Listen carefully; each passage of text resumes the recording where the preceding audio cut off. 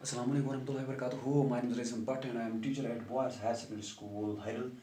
So, this is for class 10th subject science. आज का जो मेरा टॉपिक है वो है carbon and it's compounds. Carbon and it's compounds बहुत ही इम्पोर्टेंट यूनिट है. कार्बन एंड इट्स कंपाउंड्स बहुत ही इम्पोर्टेंट यूनिट है. तो पहले हम देखेंगे ये कार्बन क्या होता है. ठीक है ना. तो अगर हम बात करेंगे कार्बन की,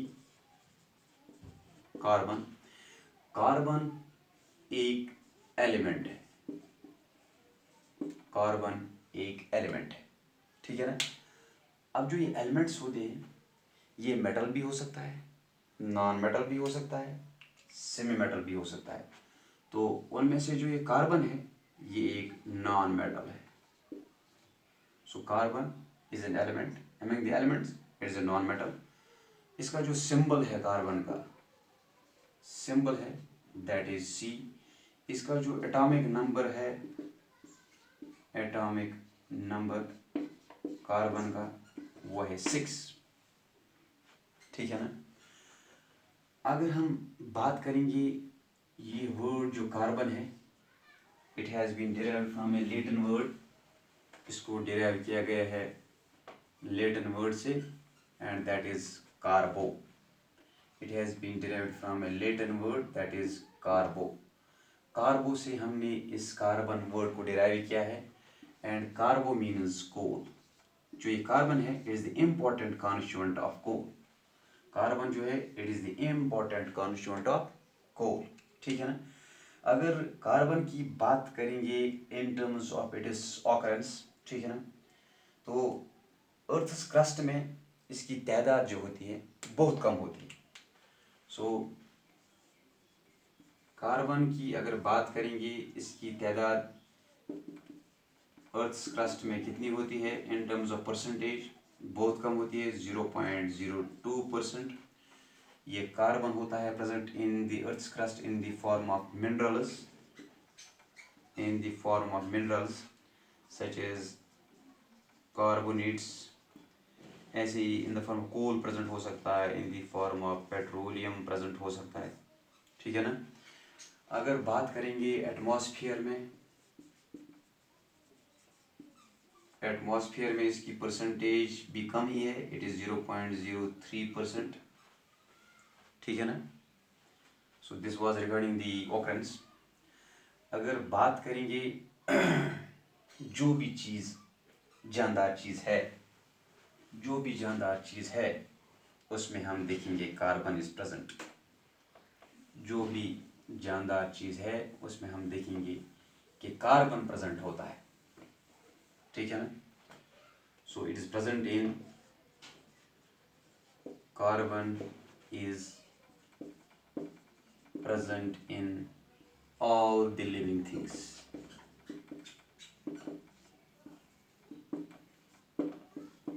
It is present in all the living things.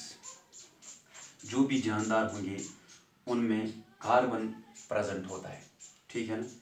अगर बात करेंगे फूड्स की, जो हम खाते हैं, जिनका हम इस्तेमाल करते हैं डे टू डे लाइफ में, we have pulses, we have grains. ठीक है ना. ऐसे ही अगर हम वेजिटेबल्स में पोटैटो की बात करेंगे, पोटैटो की बात करेंगे. ऐसे ही अगर हम बात करेंगे शुगर की बात करेंगे जो हम डे टू लाइफ में इस्तेमाल करते हैं. ठीक है ना.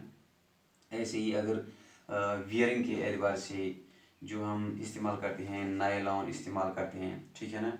हम इस्तेमाल करते हैं रबर इस्तेमाल करते हैं. ठीक है ना. पॉलीथीन इस्तेमाल करते हैं डे टू डे लाइफ में. ठीक है ना. तो ये चीज़ें जो हम डे टू डे लाइफ में इस्तेमाल करते हैं ये किसकी बनी हैं? कार्बन कंपाउंड्स की. They are made up of carbon compounds. ठीक है ना. ये चीज़ें किसकी बनी हैं? कार्बन कंपाउंड्स की.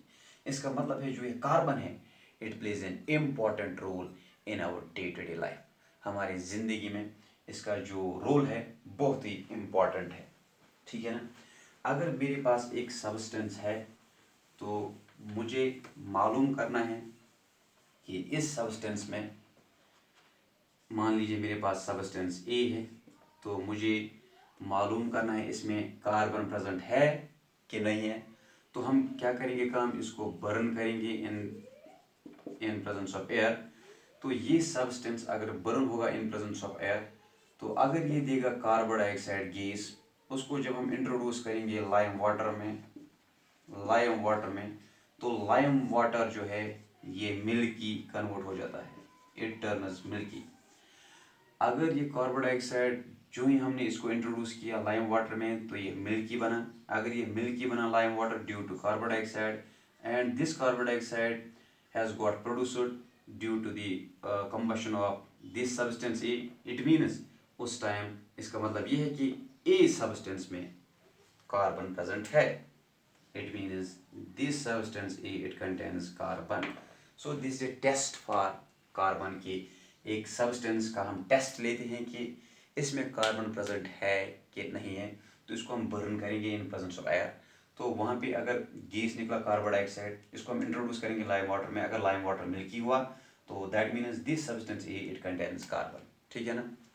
अब ये जो कार्बन है ये हमेशा बनाता है, ये कोवलेंट बॉन्ड्स बनाता है। बॉन्ड्स होते हैं two main types of bonds हमारे पास होते हैं, ionic bond and covalent bond. तो ये जो कार्बन है ये कौन से बॉन्ड्स बनाता है, ये बनाता है कोवलेंट बॉन्ड्स, ठीक है ना। So carbon always form covalent bonds, carbon always form covalent bonds.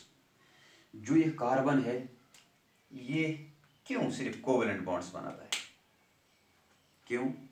इसके लिए हम देखेंगे जो ये कार्बन है इसका एटॉमिक नंबर है 6, ठीक है ना। तो हमारे पास शेल्स होते हैं, पहली शेल के, उसके बाद एल, उसके बाद एम।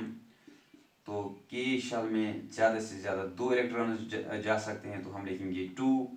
उसके बाद यहाँ पे बच गए 4, तो एल में जा सकते हैं 8, तो यहाँ पे 4, ठीक है ना। इसका मतलब है, हो सकता है आपने ये पढ़ा होगा, अगर नहीं पढ़ा होगा तो मैं आपको ये बता दूं कि हर एक जो एलिमेंट है, एलिमेंट मान लीजिए ई है, ये दूसरे एलिमेंट के साथ, तब दूसरे एटम के साथ तब कंबाइन हो जाएगा जब ये चाहेगा कि मैं भी स्टेबल बनूं, ठीक है ना। तो स्टेबिलिटी, हर एक स्टेबिलिटी चाहता है, ठीक है ना, हर एक फ्रीडम चाहता है। ऐसे ही जो ये एटम्स है ये कंबाइन होते हैं किस वजह से, टू गेट स्टेबल, ठीक है ना, टू अचीव स्टेबिलिटी। इस वजह से जो ये एटम्स है दे कंबाइन।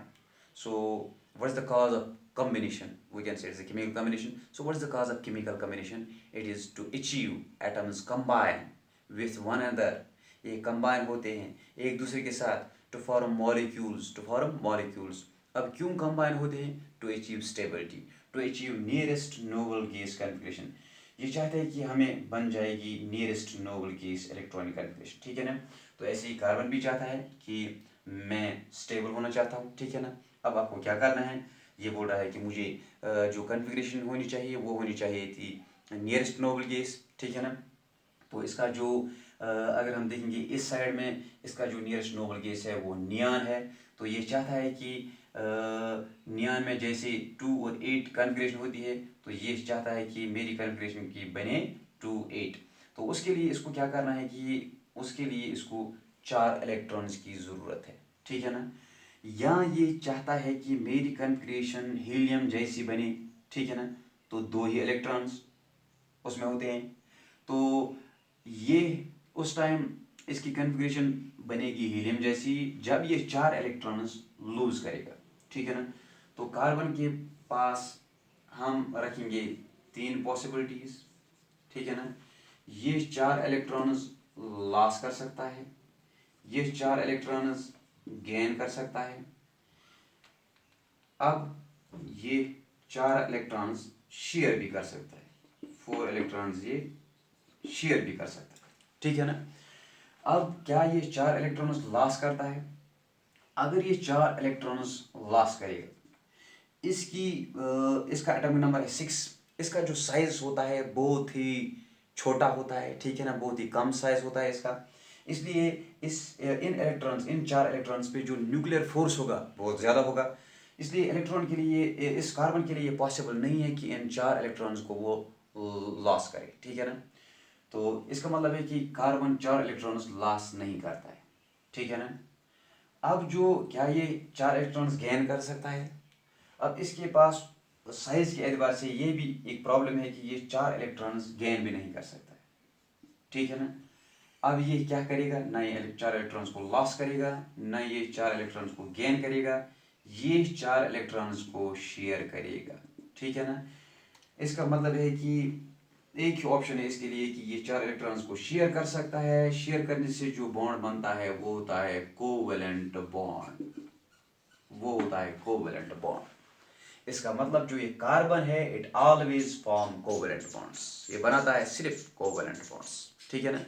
तो आगे चल के हम पढ़ेंगे ये कोवेलेंट बॉन्ड क्या होता है, कैसे कार्बन अपने कंपाउंड्स में बनाता है कोवेलेंट बॉन्ड्स। तो इसी एतबार से उन कंपाउंड्स को हम बोलते हैं कोवेलेंट कंपाउंड्स भी, ठीक है ना। So this was regarding the introduction of carbon and it's compounds. तो इंशाल्लाह कल हम आगे पढ़ेंगे, ठीक है ना। Thanks for watching.